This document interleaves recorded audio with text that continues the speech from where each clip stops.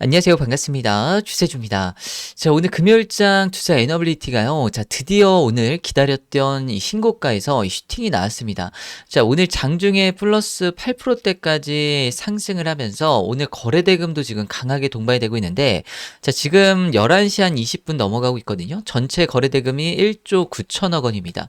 자, 전체 2위였단 말이에요. 원래 삼성전자가 1등이었고, 두산 에너빌리티가 2등이었는데, 갑자기 하이닉스가 이제 치고 올라가면서 1등 되고 이제 두산 에너빌리티가 이제 3등으로 밀렸지만은 역시 일단은 두산 에너빌리티 같은 경우에는 자, 요런 식으로 이제 치고 나갈 때 기본적으로 2조 원대, 3조 원대 거래 대금이 동반이 되면서 탑3 안에는 무조건 이제 들어간다라는 거. 근데 뭐 시총으로 따지면은 삼성전자, 하이닉스 제외하면 사실상 1위는 오늘 두산 에너빌리티라고 보셔도 무방하실 것 같아요. 근데 이게 이제 어제랑 좀 달랐던 게 뭐냐면 어제 같은 경우에 이제 시장이 좋을 때 수급이 어땠어요? 자, 다 분산이 되면서 여기저기 다 올랐었죠. 그쵸? 그런데 오늘 같은 경우에 시장이 별로 안 좋단 말이에요. 자, 그러다 보니까 오늘 같은 경우에 두세 에너빌리티 주가 상승이 훨씬 더 의미가 있다. 자, 어제 공매도가 계속 찍어 눌렀죠. 자, 그런데 어떻게 돼요? 자, 점점 공매도 쇼커버링이 터질 수 있는 환경이 자, 조성이 됐다. 그래서 오늘 공매도 완전히 씹어 먹고 자, 주가가 급등을 하는 현상이 나왔다라는 거. 그래서 분봉을 보시면은 자, 5분봉을 이제 보시면요. 자, 요거 있죠. 자, 요게 9시 10분에서 9시 15분 동안에 5분 사이에 315만 주 이상이 기습적으로 들어왔습니다. 그러니까 쇼커버링이 아주 세게 터졌다라는 거 우리가 알 수가 있는데 지금 분봉상으로 봤을 때 아주 강한 수급이 동반이 되면서 자, 주가가 급등이 나왔다. 자, 쇼커버가 크게 터졌다라는 거예요. 그러면 이게 월봉으로 보면 어때요? 자, 두산 에너빌리티 같은 경우에 자, 월봉을 보면은 자, 6월 달 이때 신고가 돌파하고 나서 3개월 동안 횡보하고 그리고 나서 10월 달에 다시 한번 신고가 돌파하고 나서 3개월 동안 횡보하고 자, 그리고 나서 오늘 자, 2월 달에 다시 한번 신고가 돌파를 하면서 다시 이런 패턴이 나와지고 있는데 자, 지금 한 번 돌파하고 3개월 횡보하고 한 번 돌파하고 3개월 횡보하고 그죠? 자, 요런 이 횡보 구간을 거친단 말이에요. 3개월 동안 횡보를 하고 나서 다시 신고가를 돌파하는 패턴인데 그동안 이 지루했던 답답했던 구간을 거치면서 지금 실제로 확신이 있는 주주들만 다시 지금의 상승세를 자, 누리고 있다라고 보시면 됩니다. 그래서 지금 이렇게 계단식으로 올라가는 게 지금 이 구간이 좀 지루해서 그렇지 이게 나쁘지는 않아요. 왜냐면 주가가 급등을 하잖아요. 그러면 급락도 합니다. 그런데 이런 식으로 계단식으로 가면은 이런 급락이 잘 안 나온다고요. 왜냐면 물량을 여기서 잘근잘근 지금 하나하나 다 소화를 시키면서 가고 있잖아요. 그러니까 추가적인 급락이 잘 안 나온다는 거. 그래서 지금 이번에 이 상승이 굉장히 중요한 이유가 뭐냐면 자, 잘 보세요. 자, 월봉상 봤을 때 이미 앞에 있는 이 매물대가 소화가 다 끝났습니다. 그러니까 지금 다시 일봉으로 보시면은 자, 10만 원대 이 미만에서 물량이 거의 다 있었단 말이에요. 대부분의 물량이. 자, 보세요.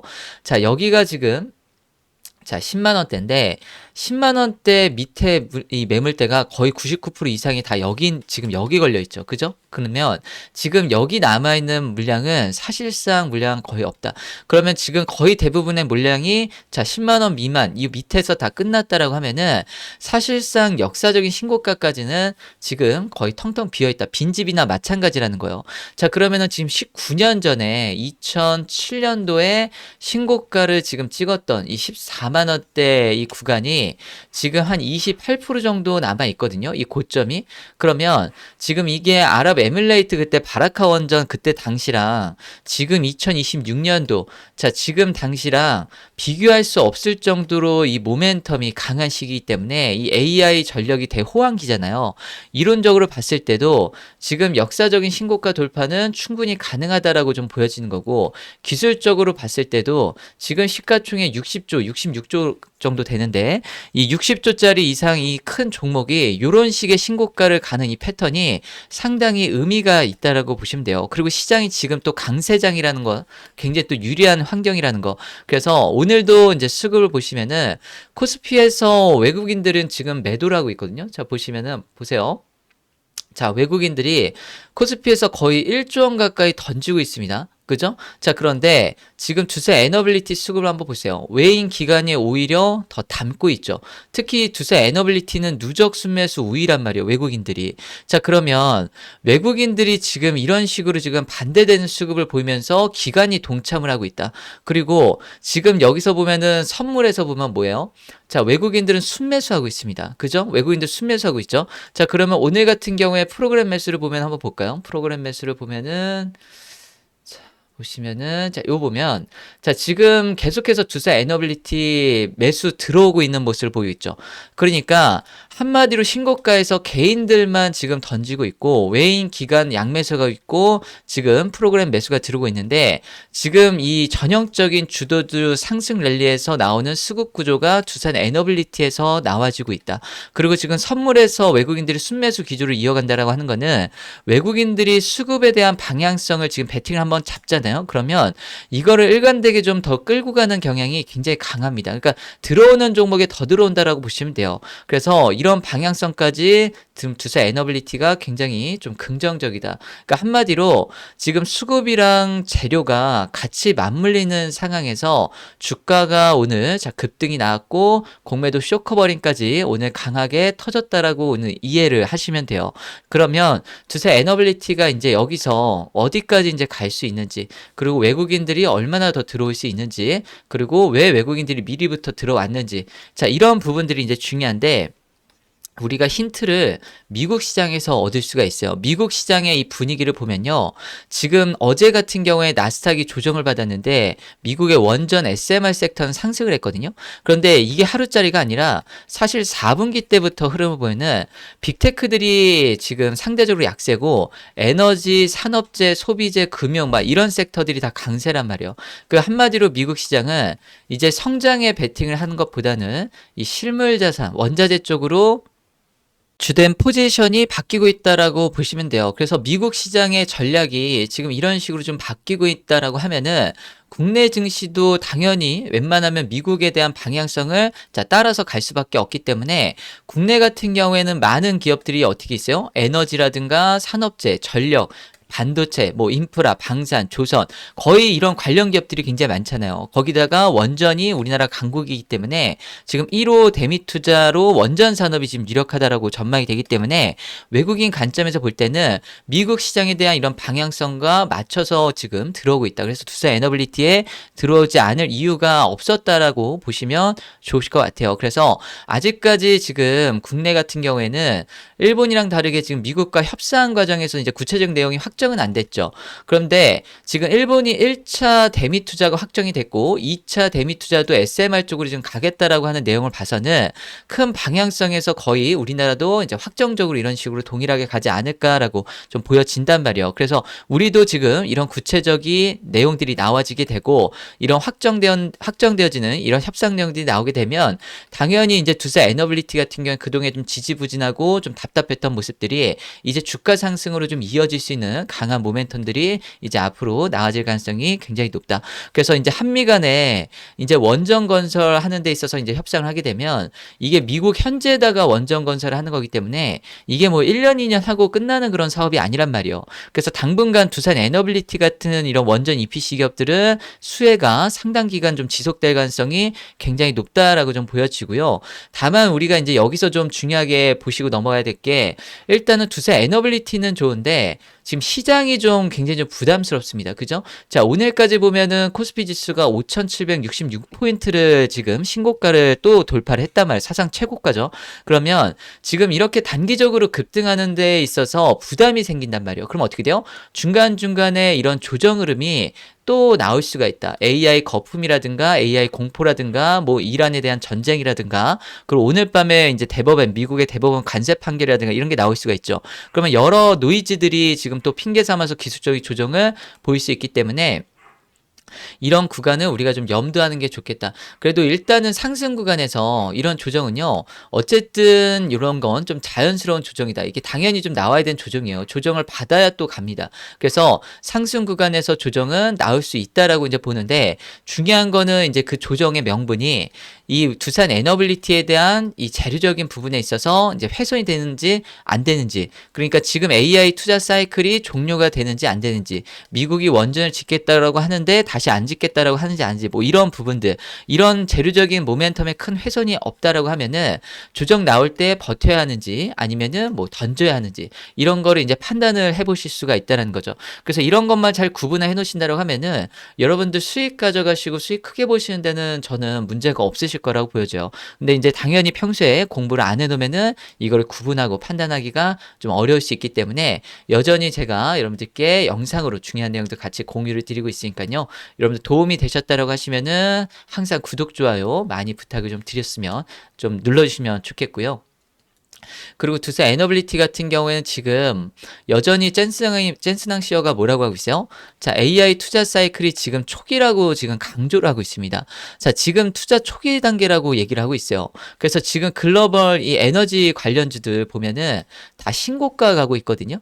그래서 두산 에너빌리티 같은 경우에 이제 시작이기 때문에 사실 신고가 가는 데 있어가지고 아직 못 올라간 부분들이 전 많이 있다라고 보여지고, 그리고 지금 미국만 데이터 센터 짓고 원전 짓겠다는 게 아니죠. 원전 건설, SMR, 이 AI 인프라에 대한 부분은 지금 미국만 지금 해당되는 게 아니라 글로벌적으로 동일한 부분입니다. 오늘자 영국에서 뉴스 나온 거 보면요, 신규 원전 8기 짓겠다라고 지금 발표가 나왔습니다. 건설을 하기로 발표가 나왔어요. 그리고 탈원전 한다는 지금 이탈리아도 지금 원전 허용 법안 제정해가지고 다시 원전 건설한다라고 이 복귀를 선언했고, 스웨덴도 최소 10기 이상을 신규 원전 짓겠다라고 지금 얘기를 하고 있는 중이고, 결국에 원전은 자 뭐예요? 정해진 미래다라는 거. 그래서 미국 포함해가지고 글로벌 원전 시장 규모만요, 최대 466기가와트입니다. 1기가와트짜리 대형 원전 466기를 지금 지어야 된다는 건데, 지금 금액으로 치면은 7천조 시장 규모라고 전망을 하고 있단 말이에요. 자, 그러면 원전 건설할 수 있는 국가가 전 세계 우리나라 한국이랑 미국이랑 뭐 일본이랑 프랑스랑 중국, 러시아인데, 지금 공산 국가들 러시아, 중국을 빼버리면은 지금 일본, 그죠? 일본도 제외해야 되죠. 자국 내에서만 지금 건설하기 급급하니까. 자, 이렇게 남았는데, 그럼 프랑스 같은 경우에는 우리나라랑 상대해봤지만 체코에서 상대가 안 되죠. 자, 그러면은 미국이랑 우리나라인데, 이번에 미국과 대미투자 협력으로 해가지고 같이 컨소시엄으로 가면은 어떻게 돼요? 경쟁 상대가 거의 없단 말이에요. 프랑스가 있긴 한데 거의 없다. 특히나 미국 시장 같은 경우에는 우리나라가 들어가면 지금 여기는 아예 독점입니다. 거의. 그러면 지금 미국을 포함한 글로벌 원전 공급망에서 두산 에너빌리티가 지금 차지할 수 있는, 그러니까 거의 지금 핵심 기업 중에 하나란 말이에요.